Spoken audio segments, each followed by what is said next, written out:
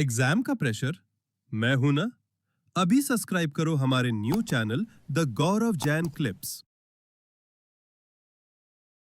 Hi guys, welcome back to another video. आज हम कक्षा 12वीं अकाउंटेंसी बुक नंबर 3 का पहला chapter financial statements of a company को स्टार्टिंग से लेकर अंत तक पूरी तरीके से समाप्त करने जा रहे हैं। खैर, इस चैप्टर में बस दो ही चीजें आपको पढ़नी है, एक है बैलेंस शीट और दूसरा है statement of P and L. But still ये चैप्टर सबसे ज्यादा प्रॉब्लमेटिक चैप्टर होता है क्योंकि हम लोगों को इससे बहुत ज्यादा डर लगता है। एक तो इन्होंने बैलेंस शीट को टेढ़ा कर दिया, अच्छा खासा यूं बनी हुई थी यूं कर दिया। तो पहले ही हमें पुरानी वाली बैलेंस शीट नहीं समझ में आ रही थी और ये नई ने आके थोड़ी ज्यादा परेशानी क्रिएट कर दी है। आप लोग बैलेंस शीट को ऑलरेडी चैप्टर नंबर 7 या 6 जो आपका शेयर वाला है उसके अंदर खत्म कर चुके हो, आधी पढ़ती आज पूरी करेंगे। और ये चैप्टर आपको फ्री के 3-4 नंबर देके जाएगा, इसलिए अपनी कुर्सी की पेटी टाइट कर लो। नोट चाहिए इस चैप्टर के, टेंशन न को, डिस्क्रिप्शन में लिंक है। बट उससे पहले चलिए शुरुआत करते हैं, बात करते हैं भैया ये फाइनेंशियल स्टेटमेंट ये है क्या। देखो, सबसे पहले मतलब समझना, फाइनेंशियल मतलब जो पैसे के बारे में जानकारी दे रहे हूं, स्टेटमेंट मतलब वो चीजें या वो डॉक्यूमेंट या एक बोले तो खाता, नॉट नेसेसरीली अकाउंट। स्टेटमेंट का मतलब सिंपल भाषा में ये है कि ये ऐसी चीजें हैं या ये ऐसे दस्तावेज हैं जो कंपनी की फाइनेंशियल पोजीशन, यानी कंपनी के पास पैसे कितने हैं, एसेट कितनी है, कैपिटल कितनी है, प्रॉफिट कितना है, लॉस कितना है, रोकड़ा कितना पड़ा है, ये सारी चीजें और साथ साथ में प्रॉफिटेबिलिटी भी बता रही होती है। तो ये कुछ ऐसे डॉक्यूमेंट हैं जो कंपनी के बारे में काफी सारी चीजें पब्लिक को या इन्वेस्टर को या शेयर होल्डर्स को या बोर्ड ऑफ डायरेक्टर्स को बता रहे होते हैं। कंपनी को हर साल के अंत में ये फाइनेंशियल स्टेटमेंट बनाने होते हैं। आपने क्लास 11th के अंदर भी फाइनेंशियल स्टेटमेंट का चैप्टर पढ़ा था, जिसके अंदर हमने ट्रेडिंग, पी एंड एल और बैलेंस शीट पढ़ी थी।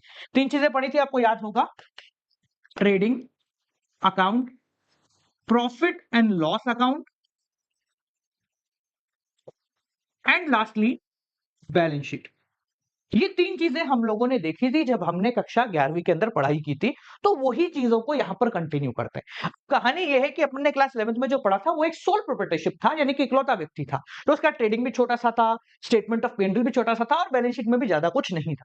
यहां हम बात कर रहे हैं पूरी कंपनी की, तो ये अकाउंट थोड़े से खिंच जाते हैं, थोड़े से लंबे हो जाते हैं और इनको समझना मुश्किल ना हो, इसलिए कंपनीज एक्ट सेक्शन 240 के अंदर ये कहा गया है कि हम जो फाइनेंशियल स्टेटमेंट बनाएंगे वो क्या क्या बनाएंगे। देखो, पहले बनाएंगे बैलेंस शीट, जिसको हम पोजीशन स्टेटमेंट भी बोलते हैं। फिर बनाएंगे प्रॉफिट एंड लॉस अकाउंट, जिसको इनकम स्टेटमेंट भी बोलते हैं। अब एक चीज याद रखें, क्योंकि हम कंपनी की बात कर रहे हैं, तो यहां प्रॉफिट एंड लॉस अकाउंट नहीं बनेगा, यहां पर जो बनेगा वो है statement of P and L. देखो, बात वही है। अब देखो, ये क्या है, स्टेटमेंट है, खाते तो है नहीं, तो ये स्टेटमेंट की हेडिंग के अंदर अकाउंट आए अच्छा नहीं लगता। अकाउंट का मतलब जिनमें दो साइड डेबिट और क्रेडिट होती है, यहां स्टेटमेंट के अंदर कोई भी डेबिट क्रेडिट साइड नहीं होती, इसलिए प्रॉफिट एंड लॉस अकाउंट को हटाकर यहां पर बना दिया गया statement of P and L. क्या है सर ये statement of P and L? कुछ नहीं है बेटा, डर मत, ये इन दोनों का कॉम्बिनेशन है, statement of P and L. ठीक है, यानी इन दोनों की जगह सिर्फ एक statement of P and L बनेगा, बैलेंस शीट जैसे बनती है वैसे ही बनेगी। अब जो हमारा 2013 का कंपनीज एक्ट है, उसने कहा कि भैया क्योंकि कंपनी है, इतने सारे ट्रांजैक्शन हो जाएंगे तो थोड़ा मुश्किल हो जाएगा बैलेंस शीट को करना, बैलेंस शीट को समझना। अब एक नॉर्मल सोल प्रोप्राइटरशिप की बैलेंस शीट कितनी बड़ी होती है? वो होती है भैया इतनी, ठीक है, 10-20 लाइन की हो जाती है, जिसमें एक तरफ आ जाती है लाइबिलिटी साइड और एक तरफ आ जाती है एसेट साइड। ठीक है, हम बैलेंस निकालते हैं और ये दोनों बराबर आते हैं, हम खुश हो जाते हैं। पर जब कंपनीज की बात कर रहे हैं तो ये लाइबिलिटी साइड भी बहुत लंबी जाएगी, एसेट साइड भी बहुत लंबी जाएगी। याद रखें, लाइबिलिटी साइड में दो चीजें आती, कैपिटल प्लस लाइबिलिटीज। ठीक है ना, ये दोनों चीजें इस तरफ आती है और ये एसेट की साइड। अब क्योंकि बहुत लंबी हो जाएगी और इसको समझना हर किसी के बस का नहीं रहेगा, इसलिए शेड्यूल 3, ये आपको याद नहीं रखना है, बस समझ लो थोड़ा सा। शेड्यूल 3 जो है वो कहता है कि बैलेंस शीट ऐसी नहीं बनेगी, हम बैलेंस शीट को दूसरे तरीके से बनाएंगे। कैसे बनाएंगे? मुश्किल नहीं है। उन्होंने कहा कि एक काम करो, ये जो पोर्शन है ना एसेट वाला, इसको उठा के इसके नीचे ले जाओ। क्या बोला? लाइबिलिटीज के पोर्शन को तो एज इट इज बना दो, जिसके अंदर कैपिटल और लाइबिलिटी दोनों आएंगी, और जो एसेट वाला पोर्शन यहां आगे है, इसको उठा के इसके नीचे ले जाइए, ये लीजिए। ठीक है, ये हो गया आपका एसेट वाला पोर्शन, ये हो गया लाइबिलिटी वाला कैपिटल वाला पोर्शन, और ये हो गया एसेट वाला पोर्शन। अब आप बोलोगे कि सर ये तो और मुश्किल हो गया। नहीं, आप तो कह रहे थे कि इसको छोटा करेंगे, ये तो और लंबी हो जाएगी बैलेंस शीट। तो यहां पर एक और चीज है जो शेड्यूल 3 के अंदर बताई गई है, वो ये है कि हम हर चीज को बैलेंस शीट के अंदर नहीं दिखाएंगे। सोचो भाई, दो बंदे अगर पार्टनर हैं, तो दोनों की कैपिटल दिखाई जाती थी इसमें बैलेंस शीट में, ऐसे दिखाते थे ना अपन, कैपिटल ए बी दोनों की कैपिटल दिखाते थे और टोटल यहां लिख देते थे। सोच के देखो, एक कंपनी में 10 लाख लोग हैं, क्या करोगे? 10 लाख शेयर होल्डर है, क्या करोगे? अच्छा 1 करोड़ शेयर होल्डर है, क्या कर लोगे तुम उसका? कितनी लंबी बैलेंस शीट बनाओ? शेड्यूल 3 कहता है कि भैया हम बैलेंस शीट को ऐसे बनाएंगे और साथ-साथ में हम यहां पर सिर्फ और सिर्फ हेडिंग दिखाएंगे। क्या दिखाएंगे? हेडिंग। जैसे मान लो हमें कैपिटल दिखानी है तो हमने यहां लिखा कैपिटल और इसका अमाउंट यहां पर लिख दिया। अब इस अमाउंट के अंदर कौन-कौन सी चीजें हैं, किस-किस बंदे का कितना पैसा है, कितना आ गया, कितना नहीं आया, कितना बकाया है, कितना चला गया, ये सारी जो डिटेल होंगी, हम इसको बैलेंस शीट में नहीं दिखाएंगे। बैलेंस शीट सिर्फ हेडिंग और उसके आगे एक अमाउंट होगा, इसके अलावा कुछ नहीं होगा। लायबिलिटी से रिलेटेड जितने भी, ठीक है, मान लो ट्रेड पेबल है तो ये लिख दिया, यहां पर एक हेडिंग डाल दी, अमाउंट लिख दिया कि भाई ट्रेड पेबल है 1 लाख रुपए की मान लो। अब सर इन 1 लाख में से हमारे कितने क्रेडिटर हैं, कितने बिल्स पेबल हैं, उनकी क्या ट्रांजैक्शन है, कितने ऐड हुए, कितने लेस हुए, ये हम कुछ भी यहां पर नहीं दिखा रहे होंगे। हम क्या करेंगे, सिर्फ एक फाइनल अमाउंट यहां पर दिखाएंगे और डिटेल बताने के लिए, मतलब पूरा क्या क्या क्यों क्यों है वो बताने के लिए फाइनेंशियल स्टेटमेंट में एक तीसरी चीज एड ऑन की गई है जिसको हम बोलते हैं नोट्स टू अकाउंट। ये कोई अलग सा स्टेटमेंट नहीं है, ये ऊपर के दोनों स्टेटमेंट को सपोर्ट कर रहा है। यानी कि बैलेंस शीट में सिर्फ हेडिंग के आगे अमाउंट लिखा जाएगा, उस अमाउंट के अंदर क्या क्या डिटेल है वो हम नोट्स टू अकाउंट में लिखेंगे।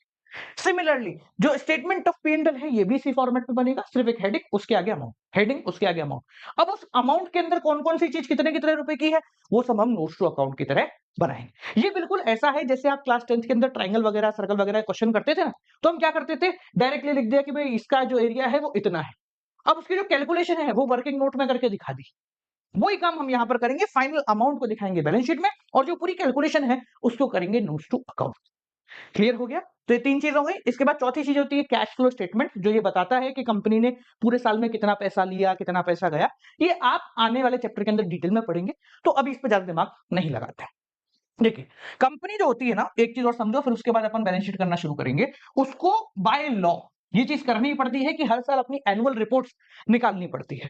अब नाम ही एनुअल, यानी साल के एंड में उसको रिपोर्ट निकालनी पड़ेगी। ये कुछ ऐसी रिपोर्ट्स होती हैं जो बेसिकली हर व्यक्ति जो कि कंपनी के फाइनेंशियल स्टेटमेंट में इंटरेस्टेड होता है, आप, मैं, कंपनी के share holder, board of director, इन सबको लेकर या इन सबकी जरूरतों को पूरा करते हुए कुछ रिपोर्ट्स निकलती हैं। जैसे मैं अगर एक शेयर होल्डर हूं तो मुझे कंपनी के बारे में कुछ और डिटेल्स चाहिए, तो मेरे लिए कंपनी एक अलग रिपोर्ट निकाले, मतलब मेरे लिए स्पेसिफिकली नहीं, सारे शेयर होल्डर्स के लिए।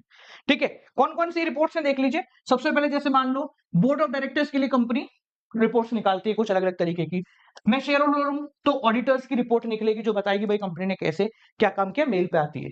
फाइनेंशियल स्टेटमेंट ये तो अपन पढ़ेंगे और साथ साथ में नोट्स टू अकाउंट, ये सारी वो एनुअल रिपोर्ट्स हैं जो कंपनी जो है साल के अंत में निकालती है।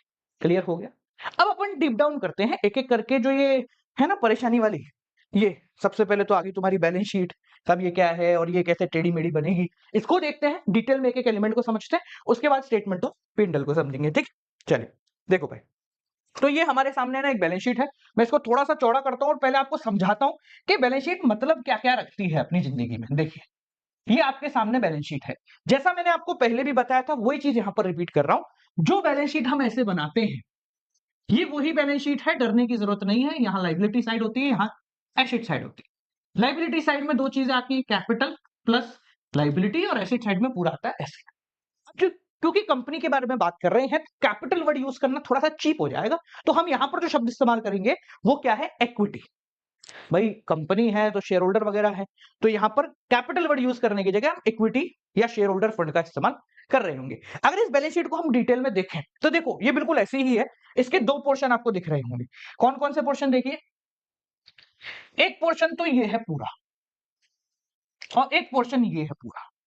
ये है इसकी एसेट साइड और ये है इसकी लाइबिलिटी साइड, बिल्कुल सेम है, कुछ नहीं। इस लाइबिलिटी में जैसे अपन ने बोला कि लाइबिलिटी में कैपिटल प्लस लाइबिलिटी दोनों होती है, तो इसमें भी वो है।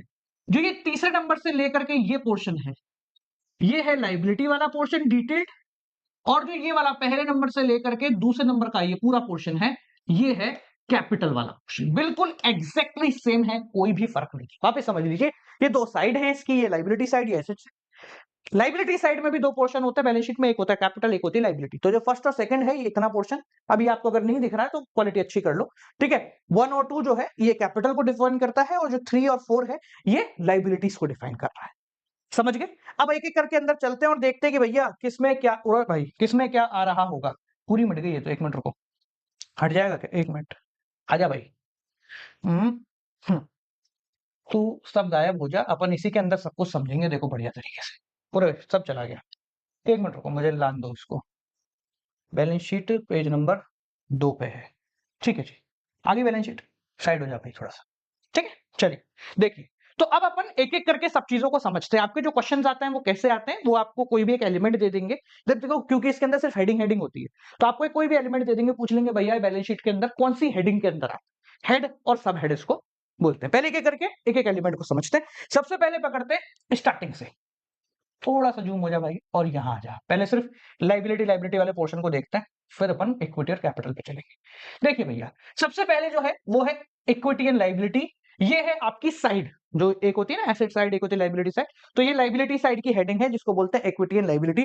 एसेट साइड की हेडिंग को यहां पर एसेट ही बोलते हैं, ठीक है। अब इसके अंदर सबसे पहली टर्म जो कैपिटल का पोर्शन है उसमें आता है share holder fund. Share holder fund का मतलब होता है शेयर होल्डर्स ने जो टोटल पैसा कंपनी को दिया है, जो टोटल पैसा किसी भी तरीके, बाय शेयर हो, भाई प्रीमियम दे दिया हो, पैसा रिटर्न हो गया हो, कॉल्स इन एरियर नहीं दिया हो, कोई सा भी पैसा जो शेयर होल्डर ने दिया है वो सारा का सारा पैसा इसके अंदर है। ये कहलाती है हेडिंग, और ये कहलाती है इसकी सब हेडिंग। क्या कहलाती है? सब हेडिंग, ठीक है। तो आपसे क्वेश्चन इसी तरीके से पूछा जाएगा। मान लो लिखा हुआ है कि भाई शेयर होल्डरों ने जो पैसा दिया in the form of shares, ठीक है, जो जितना पैसा उन्होंने दिया वो कहां पर आएगा, उसका हेड क्या है, सब हेड क्या है। तो आप बोलोगे साहब सब हेड है शेयर कैपिटल और हेडिंग है उसकी शेयर होल्डर फंड की, शेयर होल्डर फंड के अंदर आएगा, और उसमें भी कहां आएगा सर, इसके अंदर आएगा शेयर कैपिटल, ठीक है। अभी जो सब हेड है इन तीनों को समझते हैं किसमें क्या आता है। सबसे पहले पकड़ेंगे अपन शेयर कैपिटल। तो शेयर कैपिटल का सिंपल भाषा में मतलब आप सब जानते हैं, शेयर के द्वारा आया हुआ पैसा। मान लो अगर एक कंपनी के पास 1 लाख शेयर है, कितने शेयर हैं, 1 लाख शेयर हैं, और उन 1 लाख, चलो 10 लाख ले लो, 10 रुपए ईच आया है, तो टोटल 1 करोड़ रुपए वो कंपनी दिखा देगी। सिंपल। शेयर कैपिटल का मतलब वो पैसा जो शेयर होल्डर ने दिया है in the form of capital, ठीक है। तो ये 1 करोड़ रुपए हैं, ये कहां आ जाएंगे, ये आ जाएंगे भैया यहां पर। देखो बैलेंस शीट में दो चीज, 2 साल के अमाउंट दे रखे हैं, एक करंट ईयर, एक दे रखा है प्रीवियस ईयर। ये जो बैलेंस शीट है ना ये हर 2 साल को कंपेयर करते हुए ही चलती है, तो आपको डरना नहीं, आपको सिर्फ ये भरना होता है, ये तो पहले से भरा ही होता है, ठीक है। तो यहां हमने लिख दिया भैया 1 करोड़ रुपीस की कंपनी के पास क्या है, शेयर कैपिटल है, इसके आगे लिख दिए ना, इसके आगे लिख दिए।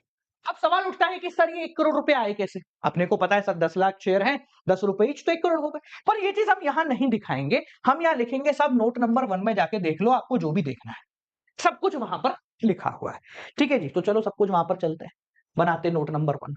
तो जैसे आप देखोगे कि सर ये नोट नंबर 1 है क्या, ये है तो सही नोट नंबर 1, पर इतना आसानी से या इतने तरीके से, ऐसे तरीके से तो कैसे दिखेगा, थोड़ा सा इसका भी कुछ फॉर्मेट होता है। तो इसका फॉर्मेट बना लेते हैं, और फॉर्मेट ज्यादा टिपिकल नहीं है, फॉर्मेट आसान है। बस देखो क्या, अरे भाई रुक जा, फिर ये फिर गायब करेगा, 1 मिनट रुको, फिर गायब करेगा तो ले, अब क्या करेगा, अब क्या करेगा, अब तो नहीं करेगा हाँ, आ जाओ देखिए। तो इसका फॉर्मेट क्या है वो समझो, इधर आ जा भैया। यही है जो सबसे पहला ना शेयर कैपिटल, यही है बस परेशानी, बाकी किसी का कोई फॉर्मेट आपको दिमाग नहीं लगाना, बस इसी को समझ लेना, इससे हो जाएगा। कंपनी क्या करती है, वो पूरा प्रोसेस दिखाती है, जैसे अपन है ना 10th क्लास में करते थे ना, गिवन भी लिखो, टू प्रूफ भी लिखो, काम का भले कैलकुलेशन है, फिर भी टीचर हमें समझाता था कि क्वेश्चन के अंदर पहले गिवन लिखना, टू प्रूफ लिखना, फिर सॉल्यूशन करना। मैथमेटिक्स में करते, ट्राइंगल में, सर्कल में, सब में किया अपन लोगों ने, वैसा ही इसमें भी होता है। ये बोलता है कि भाई जब भी आप शेयर कैपिटल की डिटेल लिखोगे तो आपको 3-4 चीजें लिखनी पड़ेंगी। क्यों लिखनी पड़ेंगी सर, वो इसलिए लिखनी पड़ेंगी ताकि जो भी बैलेंस शीट को देखे वो समझ जाए कि कंपनी का कितना पोटेंशियल है, या कंपनी के पास कितने पैसे अभी लेने हैं, कितने बाकी, पूरी डिटेल उसको समझ में आ जाए, ठीक है। तो क्या क्या लिखा जाता है, देखो 2-3 चीजें लिखी जाती है। पहले लिखा जाता है ऑथराइज्ड कैपिटल। सबको पता है ऑथराइज्ड कैपिटल क्या होती है, जिनको नहीं पता मैं बता देता हूं। ऑथराइज्ड कैपिटल का मतलब वो पैसा जो कि कंपनी मैक्सिमम ले सकती है शेयर होल्डर से। मान लो कि कंपनी ने अपने एमओए में दिखाया कि भैया हमें 100 करोड़ की जरूरत पड़ सकती, तो कंपनी ने लिखा कि मेरी ऑथराइज कैपिटल 100 करोड़ है, मैं भी 100 करोड़ मांग नहीं रहा हूं, ठीक है, ये क्या है, बस मैं बोल रहा हूं, ये मेरी नॉमिनल कैपिटल होगी। आपको अपनी बैलेंस शीट के नोट में ऑथराइज कैपिटल लिखनी पड़ती है अगर क्वेश्चन में गिवन हो तो। ठीक है, फर्ज कीजिए कि कंपनी की ऑथराइज कैपिटल थी, कंपनी के पास थे 25 लाख शेयर। ठीक है, एट द रेट 10 रुपए ईच। तो आपने लिखा कि भाई ऑथराइज कैपिटल जो है वो हो गई हमारी 2.5 करोड़ रुपए की। अब सर ये 2.5 करोड़ रुपए कहीं आएंगे? ये कहीं भी नहीं आएंगे, ये सिर्फ गिवन टू प्रूफ है। ऑथराइज कैपिटल का कोई काम नहीं होता, ये बस दिखाने को लिख दी जाती है। इसके बाद जो सेकंड चीज दिखाने को लिखी जाती है वो होती है इशूड कैपिटल, यानी इस ऑथराइज में से कंपनी ने कितनी पब्लिक के लिए इशू करी है। मान लीजिए इन 25 लाख में से 11 लाख, चलो 10,50,000 शेयर जो है कंपनी ने इशू करे हैं 10 रुपी ईच। तो यहां आ जाएगा 10,50,000 यानी 1 करोड़ ए 3 हो गए 4 लाख। ये लो भैया, ये हो गए कंपनी के इशूड कैपिटल। इसका भी कोई काम नहीं है, इसे दिखाने को लिखी जाती है। अब जाती है काम वाली बात है। जो काम वाली बात है वो आती है सब्सक्राइब कैपिटल। भाई जितना पब्लिक ने पैसा दिया है वही तो आप लिखोगे, ये पोर्शन तो गिवन टू प्रूफ है। सब्सक्राइब कैपिटल यानी कि पब्लिक ने कितना पैसा दिया है। अगर पब्लिक ने पूरा पैसा दे दिया है, मतलब आपने 10 लाख शेयर के बदले 10 रुपए मांगे थे, 10 रुपए आ गए, तो आप इसको लिखेंगे सब्सक्राइब कैपिटल के अंदर subscribed and fully paid up. मतलब भाई मैंने मांगा था, पूरा मिल गया, लो भाई। कितना है? पूरे 10 लाख शेयरों का पैसा था, 10,50,000 थे, 50,000 नहीं आए, आ गए तो पूरा लिख दो, नहीं आए तो जितने आए उतने लिखेंगे। ठीक है, एट द रेट 10 ईच मैंने लिख दिया भैया 1 करोड़ रुपए। ठीक है, ये तो हो गया सबसे सिंपल प्रोसेस। आए मांगे खत्म हो गए, आपने यहां खत्म कर दिया, ये आपका पूरा हो गया, पैक हो गया। ये जो अमाउंट है ये 1 करोड़, इन दोनों को कोई लेना देना, ये आ गया आपके किसके अंदर, बैलेंस शीट के अंदर। आपने बस यहां दिखा दिया, यहां डाल दिया नोट नंबर 1, या पर्टिकुलर और डिटेल डाल दो, कोई इसका लेना देना नहीं है। अब मेरी बात को समझना, सही आ गया, हो गया, खत्म हो गया पहला। बट क्या होता है, जरूरी थोड़ी है कि भाई पूरा पैसा आ गया, कभी कभी कॉल्स इन एरियर भी हो जाता है, कभी कभी कंपनी पूरा मांगे नहीं मांगे, ये भी पॉसिबिलिटी है ना। तो देखो यहां पर जो हम अमाउंट लिखते हैं ना, वो लिखते हैं पेड अप, या पेड अप क्या, कॉल्ड अप, यानी कंपनी ने कितना पैसा मांगा है उसके हिसाब से। देखो इसको ऐसे समझो, मैं थोड़ा सा इसको मिटा के आपको आगे डिटेल में समझाता हूं। देखो बेसिक तो यही है, पर क्या होता है कभी कभी टेढ़ापंथी आ जाती है, तो टेढ़ापंथी अगर आ गई तो उसको कैसे सॉर्ट करना है वो समझो, यानी कॉल्जन एरियर वगैरह हो गया तो कैसे उसको सुधारेंगे हम उसको समझते हैं। देखिए मान लेते हैं हमारा सब्सक्राइब कैपिटल, यहां लिखा हमने कि सब्सक्राइब कैपिटल जो है फलाना हो गया, इसमें आधे लोगों ने पैसा दे दिया और कुछ 2, 5, 10,000 लोग थे जिन्होंने पैसा नहीं दिया, यानी कॉल्जन एरियर हो गया। तो हम क्या लिखेंगे, हम यहां लिखेंगे भाई subscribed and fully paid up, यानी वो लोग जिन्होंने पूरा पैसा दे दिया। मान लो 10 लाख शेयर होल्डर में से 9,90,000 ने पैसा पूरा दे दिया था, तो हमने लिखा 9,90,000 एट द रेट 10 ईच, इन्होंने पैसा पूरा दे दिया। तो यहां कितना हो गया, 999, 1 2 3 4 और 1 जीरो और लगा दो, 99 लाख। और यहां लिखा subscribed but not fully paid up, यानी कि भैया ये लोग हैं जिन्होंने पैसा नहीं दिया है। कितने लोग हैं, 10,000 शेयर होल्डर हैं एट द रेट 10 ईच, तो भाई 1 लाख रुपए आने थे इनसे, लेस कॉल्स इन एरियर हो गया, इन्होंने नहीं दिए पैसे। कितने मान लेते हैं 1 लाख में से, चलो 10,000 नहीं दिए, ठीक है, तो कितने आ गए, 90,000 रुपए आ गए इनके, बस ये करके दिखा दिया। अगर कॉल्स इन एरियर है तो, कॉल्स इन एरियर नहीं है तो छोड़ दो। अगर कंपनी ने 10 की जगह 8 रुपए मांगे तो आप 8 रुपए से एंट्री कर दो, खत्म हो गया केस। समझ गए? तो हमारे काम का बस ये है, बाकी पोर्शन हमारे काम का नहीं, ये तो फालतू है, दिखाना पड़ता है बस, इसलिए दिखा दिया आपको। बैलेंस शीट का जब क्वेश्चन आएगा तो ये सारी चीजें अगर आती हैं तो आपको देखने को मिलेंगी। समझ में आ गया? अब एक चीज समझना, सर मान लो कि कंपनी ने कुछ शेयर फोरफीट कर दिए, तो यहां पर वो अमाउंट नहीं आएगा, फोर फीचर वाले शेयरों को यहां नहीं दिखाओगे, टोटल बचे हुए शेयरों को यहां पर दिखाएंगे, और जो फोर फीचर का अमाउंट है उसको अलग से दिखा देंगे, शेयर फोर फीचर। अगर कंपनी ने शेयर फोरफीट किए हैं तो, और रीइश्यू नहीं किए, ठीक है, समझ गए? बस इतना सा है, देखो कितना ये सबसे मुश्किल है। लोग कहते हैं कि सर ये नहीं होता। अरे इतना ही आसान है भाई, क्या है? लिख दो, जिन्होंने पैसा पूरा दे दिया, पूरा लिख दो, अगर कुछ रह गए हैं तो उनको यहाँ लिख दो। ठीक है? तो जो भी कुछ है आपकी कैलकुलेशन, उसके हिसाब से जो फाइनल अमाउंट आपके पास आएगा, वो अपन ने यहाँ पर लिख दिया है।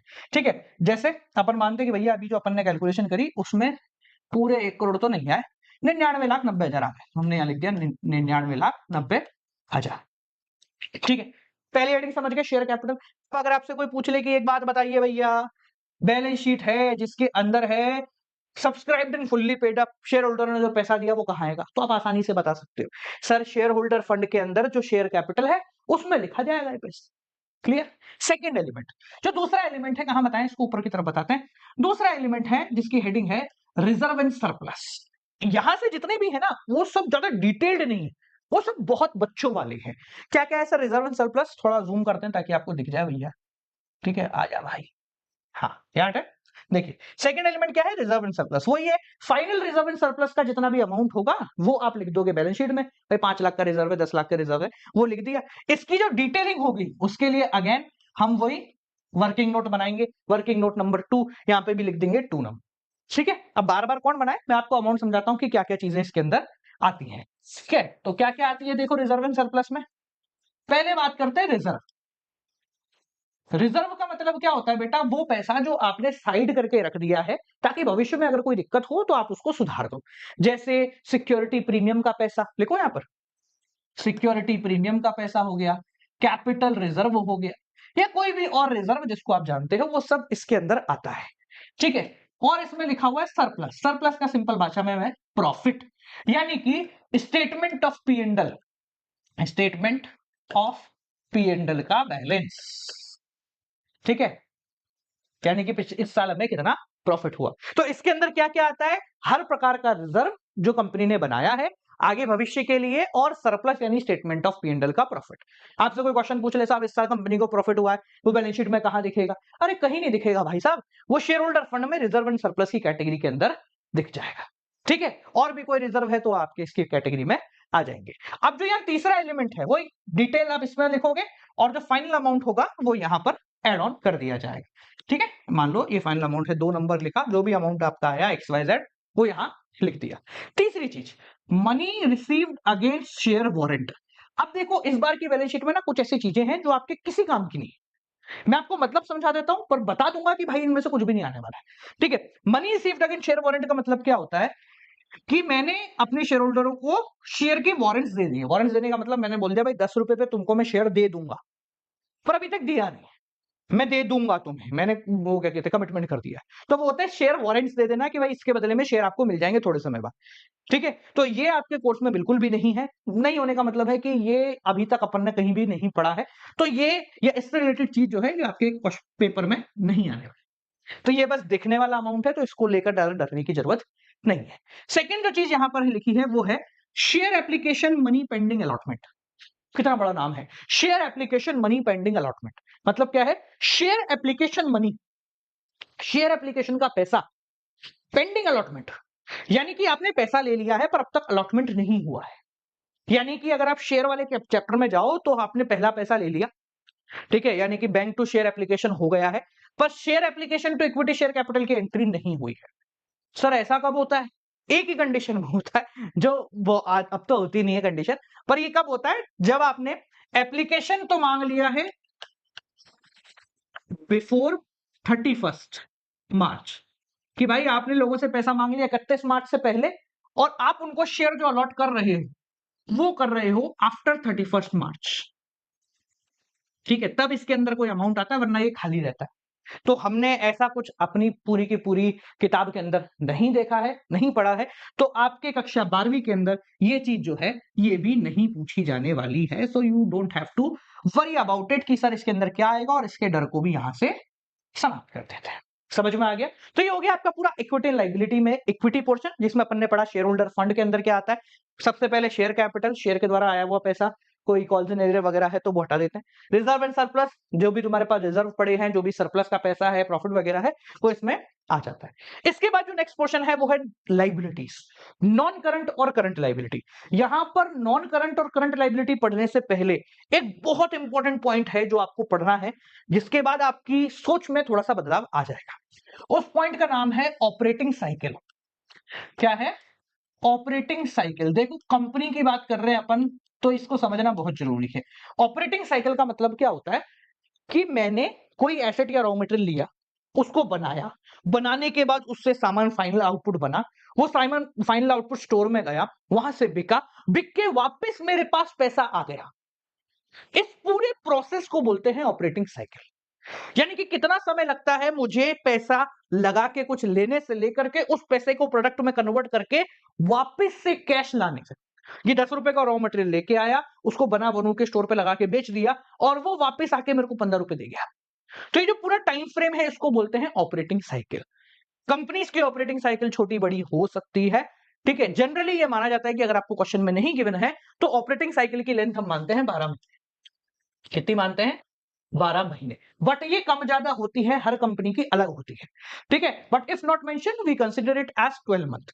तो जो आपकी करंट लाइबिलिटी है या नॉन करंट लाइबिलिटी है, करंट लाइबिलिटी मतलब वो लाइबिलिटी जो 12 महीने के अंदर खत्म हो जाएगी, ठीक है। Resolve in 12 months. 12 महीने के अंदर लाइबिलिटी खत्म हो जाएगी। जैसे आपने क्या कहते हैं क्रेडिट पे सामान खरीदा है या कोई और शॉर्ट टर्म लोन वोन लिया है, तो वो 12 महीने के अंदर आप चुका दो, तो वो है current liability. Non current liability मतलब, नॉन करंट लाइबिलिटी वो लाइबिलिटी जो आफ्टर 12 मंथ, जो 12 महीने से ज्यादा समय लगाएगी खत्म होने के लिए, ठीक है। अब एक सवाल जो मैं यहां पर पिक कर रहा हूं वो ये है कि सर ये 12 महीने कैसे आया। जनरली हम बोलते हैं कि सर ये 12 महीने जो है ये वही बैलेंस शीट वाले 12 महीने साल के, पर जनरली ऐसा नहीं होता है। ये जो 12 महीने हैं ये यहां से आया, ठीक है। ये आपको बहुत इंपॉर्टेंटली लिखना है क्योंकि एक नंबर यहां से कट सकता है अपना। तो ये जो करंट लाइबिलिटी है इसका मतलब हो गया कि वो लाइबिलिटी जो 12 महीने या फिर बिफोर कंप्लीटिंग ऑपरेटिंग साइकिल खत्म हो जाए।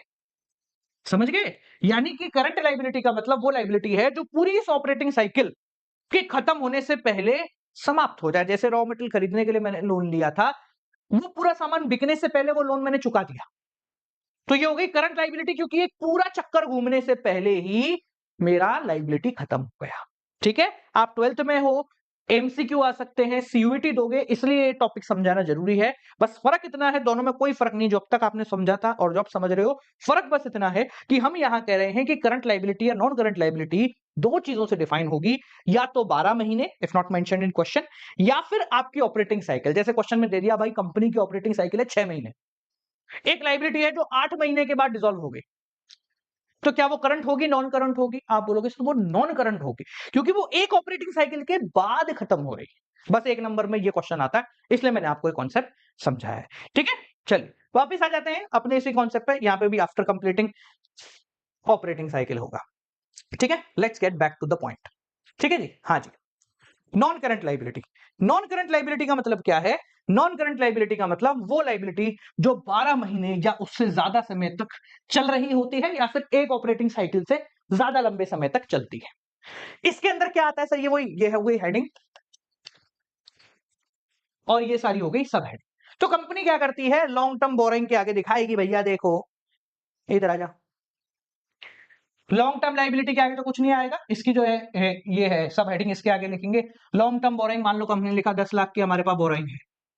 सवाल उठता भैया 10 लाख आए कहां से? तो बोले हम इसमें नहीं बताएंगे, आप नोट नंबर 3 डाल दो, और नोट में हम बता देंगे कैसे कैसे 10 लाख आए। सर कैसे कैसे आ सकते हैं? तो देखो बहुत सिंपल है। एक साल से लंबे समय के लिए जब भी कंपनी लोन लेती है तो वो सब इसके अंदर आता है। सर कौन कौन सी चीजें आ गई? मान लो कंपनी ने डिबेंचर ले लिए, ठीक है, बॉन्ड वगैरह, या कोई भी long term borrowing for more than 12 months, जो कंपनी लंबे समय के लिए लोन ले रही है तो 12 महीने से ज्यादा अगर वो चल रहा है तो वो क्या आ जाएगा, वो आ जाएगा आपकी लॉन्ग टर्म बोरोइंग के अंदर। क्लियर हो गया, या लॉन्ग टर्म लायबिलिटीज के अंदर। क्लियर हो गया, समझ गए, ठीक है।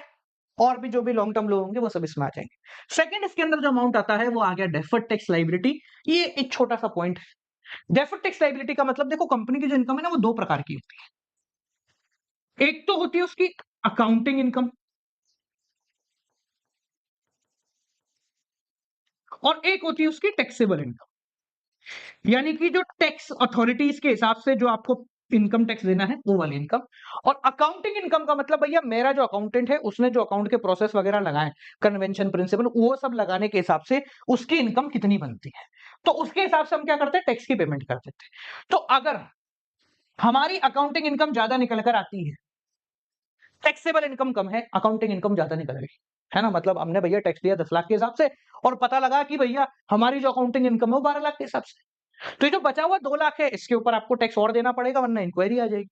तो यहां पर जो टैक्स तो देंगे भैया 2 लाख का, तो ये 2 लाख का जो टैक्स देना है, जब तक वो टैक्स नहीं देते तब तक ये आपके लिए एक लाइबिलिटी है जिसको माना जाता है डेफर्ड टैक्स लाइबिलिटी। ये टेम्पररी लाइबिलिटी है क्योंकि आपको वो टैक्स देना है, आप साल खत्म होने के बाद वो टैक्स जमा कराओगे, ठीक है। तो वो टेम्पररी लाइबिलिटी है, शॉर्ट टर्म लाइबिलिटी, एक बार आप टैक्स जमा कराते तो ये लाइबिलिटी खत्म हो जाती है, ठीक है। जैसे ये है ना लाइबिलिटी, अपोजिट भी तो हो सकता है, सर हमने टैक्स भर दिया 10 लाख के हिसाब से, बाद में पता लगा कि नहीं हमको तो 8 लाख के हिसाब से भरना है, ठीक है। तो अपोजिट भी होता है इसका, वो आपको एसेट्स के पोर्शन में देखने को मिल जाएगा। ये देखो, ये लिखा हुआ डेफर्ड टैक्स एसेट, सेम है बस बिल्कुल अपोजिट है, ठीक है जी। तो इसके अंदर कुछ ज्यादा सबहेड वबेड़े नहीं होते, ज्यादा चीजें इसके अंदर नहीं आती हैं डेफर्ड टैक्स लायबिलिटी में। जो आता है बस वो ये है, और कुछ भी नहीं आता, ठीक है। चलिए, नेक्स्ट चीज जो लिखी हुई है वो है other long term liabilities. Other long term liability मतलब जो इनको छोड़कर जो बाकी आपकी लंबे समय की लाइबिलिटी बच जाती हैं, वो सारी की सारी जो है इसके अंदर आ रही होती हैं। जैसे premium on redemption of debenture, भाई रिडम्पशन आपको करना है, डिबेंचर को खत्म करना है तो उस पर प्रीमियम देना है 2 साल 3 साल 4 साल बाद, वो इसके अंदर आ जाएगा। कोई अगर ट्रेड पेबल है, यानी कोई क्रेडिटर है, कोई बिल पेबल है, कोई भाई भाई है हमारा कोई मिलने वाला ही है हमारा, वो बोला 3 साल बाद पैसे दे दियो, ठीक है। सामान तो आज ले ले, पेमेंट 3 साल बाद कर दी। तो अगर लॉन्ग टर्म ट्रेड पेबल है, ठीक है, जैसे लॉन्ग टर्म ट्रेड पेबल है तो वो इसके अंदर आ जाएगा, ठीक है। और कोई अदर हो गई, जैसे मैंने एक बताया आपको premium on redemption of debenture. अच्छा, रिडम्पशन ऑफ डिबेंचर आपके वैसे ज्यादा कोर्स में है नहीं, वो प्रीमियम का मतलब समझ लो कि भाई मुझे पैसा चुकाना है डिबेंचर का पर 5 साल बाद, और जब 5 साल बाद चुकाऊंगा तो थोड़ा एक्स्ट्रा पैसा देना है, तो उसको हम बोलते हैं premium on redemption of debenture. Same वही प्रेफरेंस शेयर में भी ऐसा होता है, तो वो आपको यहां पर आ जाएगा। सर इसके बाद एक आ गया लॉन्ग टर्म प्रोविजन। सर इसमें क्या आता है सर लॉन्ग टर्म प्रोविजन में? अरे तो काहे को डर रहे, लो यहां लिख देते। लॉन्ग टर्म प्रोविजन मतलब वही 12 महीने से या एक ऑपरेटिंग साइकिल से बड़े प्रोविजन जो 12 महीने के बाद आपको पेमेंट करने हैं। एग्जांपल दे दो, प्रोविजन फॉर रिटायरमेंट बेनिफिट, भाई हमारे जो इंप्लॉइज हैं उनके रिटायरमेंट के बेनिफिट के लिए हमने कुछ पैसा बना के रखा हुआ है, तो वो इसके अंदर कंसिडर कर लिया जाएगा, ठीक है। और क्या इसके अंदर कंसिडर कर लिया जाता है?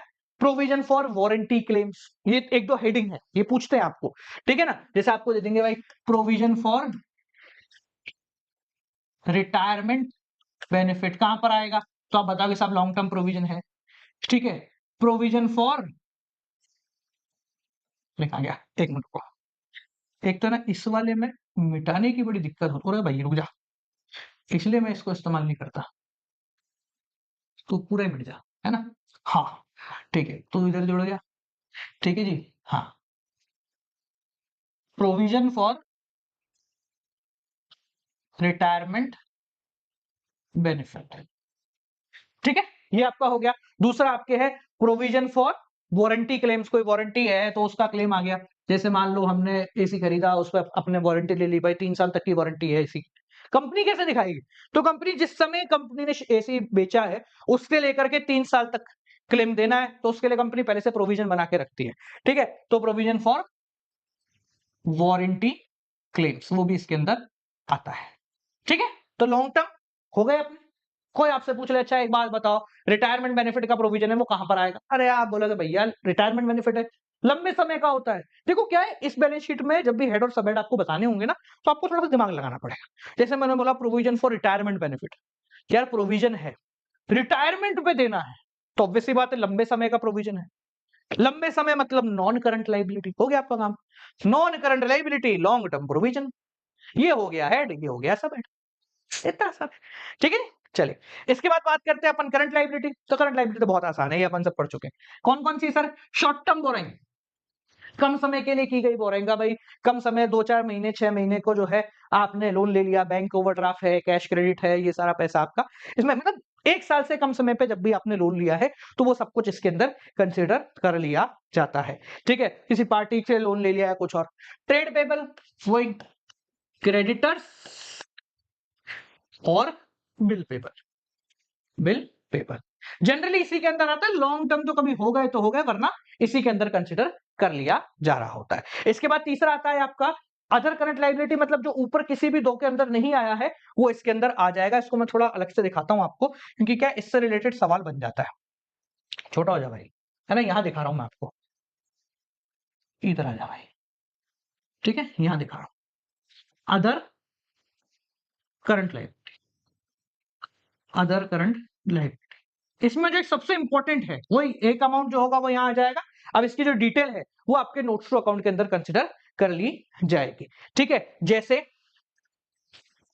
Income received in advance, advance में आपको किसी ने पैसा दे दिया है तो वो इसमें कंसिडर कर लिया जाएगा।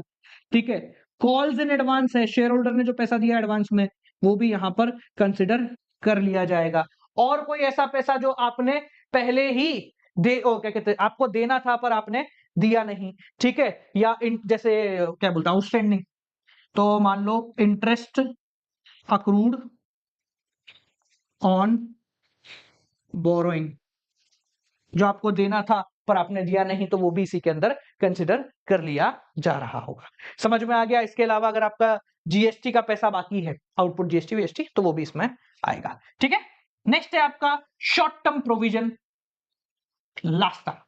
शॉर्ट टर्म प्रोविजन कम समय को आए प्रोविजन, भैया जितने प्रोविजन है जो 12 महीने से कम आपके चल रहे हैं वो सब इसके अंदर आएंगे। जैसे प्रोविजन फॉर एम्प्लॉइज एक्सपेंसेस हो गया, प्रोविजन फॉर टैक्स हो गया, वो सब इसके अंदर आता है। प्रोविजन फॉर टैक्स से रिलेटेड क्वेश्चन आपके बन सकता है, तो प्रोविजन फॉर टैक्स को यहां पर लिख लो। समझ गए? क्लियर हो गया? है गए? ओके, ठीक है। तो ये आपका पूरा लाइबिलिटी पोर्शन यहाँ पर समाप्त हो गया। इसके बाद बात करते हैं एसेट पोर्शन। लाइबिलिटी थोड़ा मुश्किल लगता है हमें, क्योंकि हम लाइबिलिटी को है ना ज्यादा जानते नहीं है। क्रेडिटर एसेट यही लोग जानते हैं, क्रेडिटर हो गया, बिल पेबल हो गया और ज्यादा सारा एडवांस वगैरह हो गया, हम यही जानते थे। पर जो एसेट वाला पोर्शन है उसको तो हम पूरा जानते हैं। ठीक है, चलिए एसेट वाले पोर्शन को यहाँ पर बनाते हैं। कहाँ बनाए? यहाँ बनाते हैं। ठीक है, याद रखें यहाँ से एक एक अमाउंट आता है, जो डिटेल एक्सप्लेनेशन है वो सब आपकी नोट्स टू अकाउंट में आती है। क्यों मजा भैया, बढ़िया सा, है ना। एक एक करके देखते चलो, कहाँ बनाए? यही बना ले, चलो यही बना लेते हैं, हटाओ। तो भाई यहां तक खत्म हो गई आपकी लाइबिलिटी, या इस तरफ बनाते हैं, ज्यादा बढ़िया रहेगा, है ना, अलग हो जाएगा बिल्कुल। बस ये है कि थोड़ा सा दूर हो गया ये, चलो कोई ना। हाँ भाई, तो एसेट्स का जो पोर्शन है इसके अंदर क्या क्या लिखा आता है? देखो दो चीजें आती है एसेट्स में, एक है नॉन करंट एसेट, लंबे 12 महीने या फिर ऑपरेटिंग साइकिल के आगे वाले, या करंट एसेट जो 1 साल से कम में कन्वर्ट हो जाएंगे कैश में। ठीक है, नॉन एसेट में जो नॉन करंट एसेट है इसके अंदर भी हेडिंग आती है बेटा, उस हेडिंग का नाम है फिक्स्ड एसेट। नॉन करंट के अंदर भी हेडिंग आती है फिक्स्ड एसेट्स। अब फिक्स्ड एसेट मतलब रुके हुए, जो लंबे समय तक चल रहे हैं। कौन कौन से? टेंजिबल एसेट भैया, जिनको छू सकते हो, बिल्डिंग, मशीन, एटसेट्रा, जो भी आप समझते हो, जो भी आप जानते हो, फिक्स्ड एसेट्स ही जानते हैं अपन ज्यादातर। ठीक है, तो वो इसके अंदर आ जाता है, बिल्डिंग, मशीन, फर्नीचर, फिक्सचर्स, ये सब इसमें आ जाते हैं। इंटेंजिबल एसेट तुम्हारा गुडविल, पेटेंट राइट, ठीक है, कॉपीराइट एटसेट्रा, जिनको हम छू नहीं सकते, बस फायदा देख सकते। थर्ड है कैपिटल वर्क इन प्रोग्रेस, मतलब समझ लो एसेट्स है जो कि अभी बन रहा है, बिल्डिंग है जो बन रही है, अभी पूरी नहीं बनी है, तो वो वर्क इन प्रोग्रेस के नाम से शो होगी। आपके ज्यादा कुछ आता नहीं है इसके अंदर, तो इसको ऐसे रहने देता है। Intangible asset under development, intangible asset है जिनको आप देख नहीं सकते, ये वाले Golding, goodwill, patent, copyright, under development है, मतलब पूरे नहीं हुए, जैसे पेटेंट के लिए अप्लाई किया हुआ आया नहीं है अब तक। ठीक है, तो वो आपके आ जाता है, ये भी आपके ज्यादा काम का नहीं है, तो इससे रिलेटेड भी कुछ नहीं पूछा जा रहा हो। अगला है नॉन करंट इन्वेस्टमेंट, यानी कि ऐसा इन्वेस्टमेंट जो आपने लंबे समय के लिए किया हो, किसी कंपनी के शेयर्स में, डिबेंचर में, म्यूचुअल फंड में या किसी और चीज में आपने पैसा लगा दिया है जो 1 साल से आगे तक चलेगा। डेफर्ड टैक्स एसेट सेम वही, जब आपकी अकाउंटेबल इनकम जो है वो कम होती है टैक्सेबल इनकम से, तो टेम्पररी जो आपके पास एसेट बनता है वो ये है, जैसे ही पैसा रिटर्न आ जाएगा रिफंड ऑफ टैक्स हो जाएगा, काम आपका खत्म। अगला आता है long term loans and advance, कि आपने अगर लंबे समय पर किसी को लोन दे रखा है, एडवांस दे रखा है, तो वो सारी चीजें इसके अंदर कंसीडर कर ली जाती है। फर्ज कीजिए आपने कहीं रेंट पे जगह ली है, तो आपने सिक्योरिटी डिपॉजिट दिया होगा, तो वो दिया है, वो 2-5 साल जब भी आप छोड़ोगे तब आएगा, अभी तो नहीं आ रहा, तो वो long term loans and advance में आ जाता है। ठीक है, इसके बाद आते हैं आपके करंट एसेट जो 12 महीने से कम में होंगे। पहला करंट इन्वेस्टमेंट, शॉर्ट टर्म के लिए जो आपने इन्वेस्टमेंट किया है, 2 महीना, 3 महीना, 4 महीना, 5 महीना, 6 महीने के अंदर पैसा जो है आ जाएगा। ठीक है, नेक्स्ट है इन्वेंट्री। हाँ भाई, इन्वेंट्री का मतलब तो तुम्हें पता ही है, अनसोल्ड गुड्स। अभी इन्वेंट्री में सब चीजों की इन्वेंट्री आ जाती है, रॉ मटेरियल की भी आ जाएगी, फिनिश गुड्स की भी आ जाएगी, ठीक है, वर्क इन प्रोग्रेस की भी आ जाएगी, स्टॉक इन ट्रेड की भी आ जाएगी। ठीक है, स्टॉक इन ट्रेड मतलब बना बनाया सामान, ठीक है, और फिनिश गुड जो आपने बनाया है, रॉ मटेरियल मतलब कच्चा पक्का। ठीक है, ट्रेड रिसीवेबल वो लोग जिनसे आपको पैसा लेना है, यानी कि डेटर्स एंड बिल रिसीवेबल। ठीक है, नेक्स्ट है कैश एंड कैश इक्विवेलेंट, यानी कैश या उससे रिलेटेड सारी चीजें। इसके अंदर कैश का बैलेंस भी आता है, बैंक का बैलेंस भी आता है, मार्केटेबल सिक्योरिटीज भी आती हैं। ठीक है, और भी कोई पैसा जो इधर-उधर आपका रखा हुआ है जो 1-2 महीने के अंदर, मतलब बहुत कम समय में कन्वर्ट हो जाएगा कैश के अंदर, वो सारी चीजें इसके अंदर आ जाती हैं। समझ में आ गया? क्लियर है? Next, short term loans and advance, कम समय पे आपने किसी को लोन दे रखा है, 12 महीने से कम समय है, आपने लोन दे रखा है, तो वो वाला पैसा इसमें आता है। अदर करंट एसेट जो भाई किसी में भी नहीं आया, व्हिच कम्स नोवेयर, वो सारे के सारे यहां पर आ जाएंगे, जैसे प्रीपेड एक्सपेंसेस। ठीक है, आपने पहले किसी को पेमेंट कर दिया या किसी के लिए काम कर दिया, पैसा अब तक आया नहीं है, अनअक्रूड इनकम, अक्रूड इनकम, ठीक है, एटसेट्रा, ये सारे यहां पर कंसिडर कर लिए जाते हैं। ठीक है, तो ये आपकी पूरी की पूरी बैलेंस शीट हो गई, और मुझे उम्मीद है कि इस बैलेंस शीट में आपको कोई भी दिक्कत नहीं आई होगी। बस इसमें डराने वाली चीजें हमें लगती हैं, एक्चुअल में अगर बात करें तो ये बहुत ज्यादा आसान है। जब मैं अपने क्लास 12th में था ना, मुझे भी बहुत प्रॉब्लम आती थी, बट एट द एंड हो गया। ठीक है, चलिए, बैलेंस शीट के बाद जो अगली चीज है वो है आपके statement of P and L. अब statement of P and L क्या है? ये ट्रेडिंग और पी एंड एल इन दोनों का कॉम्बिनेशन है, इन दोनों को जोड़ के बनाया गया है। तो जो ट्रेडिंग में आता था, यानी कि related to goods, sales, purchase और वो सारी चीजें, ठीक है, wage carriage inward carriage outward, वो भी इसमें आएगा। इसके अलावा डेप्रिसिएशन से लेकर तुम्हारे वेजेस, सैलरी और इधर उधर के इनकम, डिविडेंड इनकम और रेंटल इनकम, वो सब कुछ भी इसी एक के अंदर आ रहा है। ये कॉम्बिनेशन है ट्रेडिंग और पी एंड एल अकाउंट। ठीक है, कैसे बनता है? बहुत आसान है, देखो पहले मैं इसका ओवरव्यू समझाता हूं। ये हुई तुम्हारी इनकम, इनकम हट जा भाई, ये हुई तुम्हारी इनकम। ठीक है, ये हुए तुम्हारे एक्सपेंस, फिर हम इनकम में से एक्सपेंस हटाएंगे तो बचेगा प्रॉफिट, उसमें से माइनस करेंगे टैक्स, जो आया वो हो जाएगा प्रॉफिट आफ्टर टैक्स, खत्म। ये करना होता है, income, expense, profit minus tax, profit after tax. ठीक है, अब ये इनकम को कैसे डिफाइन किया गया है, देखिए सबसे पहले बात करेंगे, हेडिंग लिखी हुई है रेवेन्यू फ्रॉम ऑपरेशन। बात वही है कि इसमें भी नोट नंबर 1 डल गया मान लो, या नोट नंबर 10 डल गया मान लो, अमाउंट यहां पर आ जाएगा, और ये अमाउंट कैसे आया वो नोट में बताएं। सर इसमें क्या क्या आता है? इसके अंदर बेसिकली सेल्स आती है तुम्हारी, सेल्स में भी नेट सेल्स आएगी, नेट सेल्स का मतलब सेल्स माइनस सेल्स रिटर्न, या ऑपरेटिंग इनकम जो कंपनी चल रही है उससे रिलेटेड जितना भी पैसा है जो यहां पर बना है वो सब इसके अंदर आएगा। इसके अलावा जितना भी इधर उधर का पैसा होता है, इधर उधर मतलब नॉन ऑपरेटिंग इनकम तुम्हारी कंपनी की जितनी भी हो गई, ठीक है, फ्रॉम अदर सोर्सेस, सीधी भाषा में बोले तो एसेट बेचने से जो पैसा आ रहा है आपका, डिविडेंड से जो पैसा आ रहा है, बेड डेप रिकवर्ड, यानी कि जो पीएनएल में तुम्हारा आता था ना सारा पैसा, वो यहां पर कंसीडर कर लिया जाए। ठीक है, सेल ऑफ एसेट से जो प्रॉफिट जनरेट हो गया है, कोई डिविडेंड इनकम आपको मिली है, ठीक है, कोई बेड डेप्स रिकवर्ड हो गए हैं, बेड डेप्स रिकवर्ड, तो वो सारी की सारी चीजें यहां पर आ जाती हैं। वही हेडिंग, एक अमाउंट यहां लिखा जाएगा और जितना भी डिटेल है वो सब नोट्स में लिखी जाएगी। इससे रिलेटेड क्वेश्चन आपके कम आता है, ये बस इसलिए है ताकि आपको अगर कुछ गलती से एक नंबर में पूछ लें तो आपको पता हो। नेक्स्ट आता है कॉस्ट ऑफ मटेरियल कंज्यूम। देखो इन दोनों को ऐड करा तो हमारा क्या आ गया, टोटल रेवेन्यू। ये मैंने आपको अलग से बता दी। इन दो को ऐड करा तो क्या आ गया, टोटल रेवेन्यू। अब सारे खर्चे लिख लेंगे। सबसे पहले cost of material consume. Cost of material consume यानी कितने का आपने मटेरियल कंज्यूम कर लिया, इसको निकालने का एक फॉर्मूला है, वो फॉर्मूला लिख लो, बहुत काम का है। Cost of material consume opening stock plus purchase minus closing stock. याद रखिए जो ये मटेरियल कंज्यूम्ड है ना, ये है रॉ मटेरियल। मतलब वो सामान जो आप बना रहे हो उसका अगर आपने रॉ मटेरियल खरीदा है तो ये जो अमाउंट है इसमें कॉस्ट ऑफ मटेरियल कंज्यूम, वो सामान जो कि आपने किसके लिए खरीदा है, बेचने के लिए। ठीक है, आगे देखो।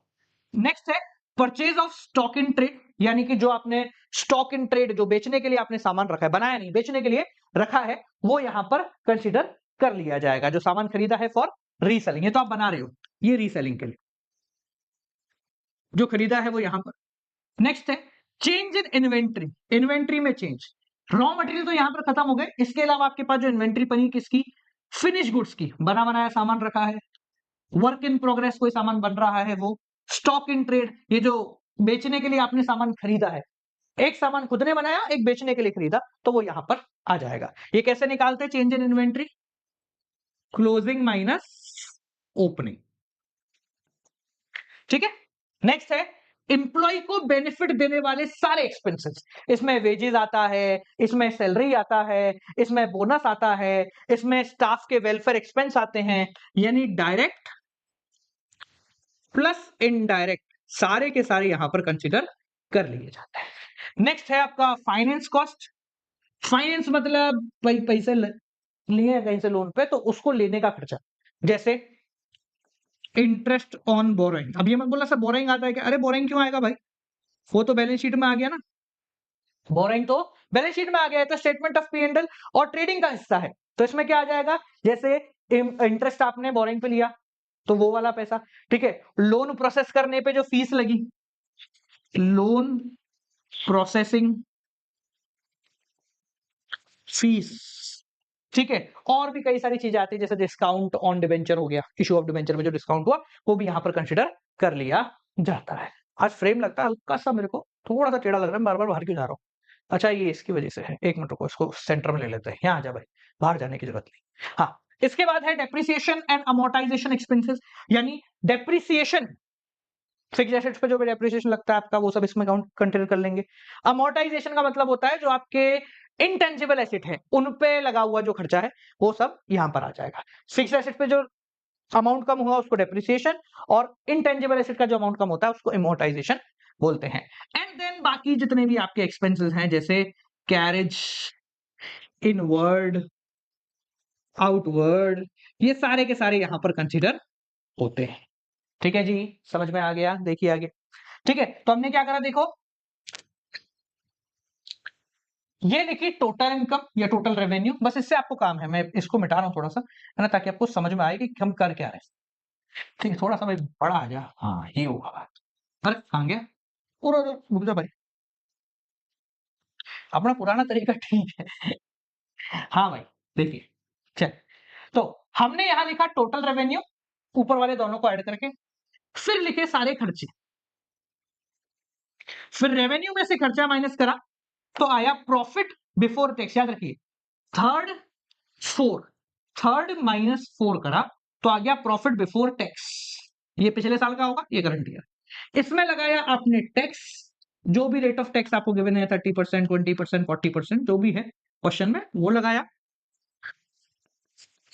और जो बचा कुछ अमाउंट आया वो हो गया आपका नेट प्रॉफिट आफ्टर टैक्स। समझ गए, ये ग्रॉस नहीं है, नेट है, क्योंकि सारी चीजें हटा दी गई हैं। समझ में आ गया, तो ये आपका हो गया statement of P and L.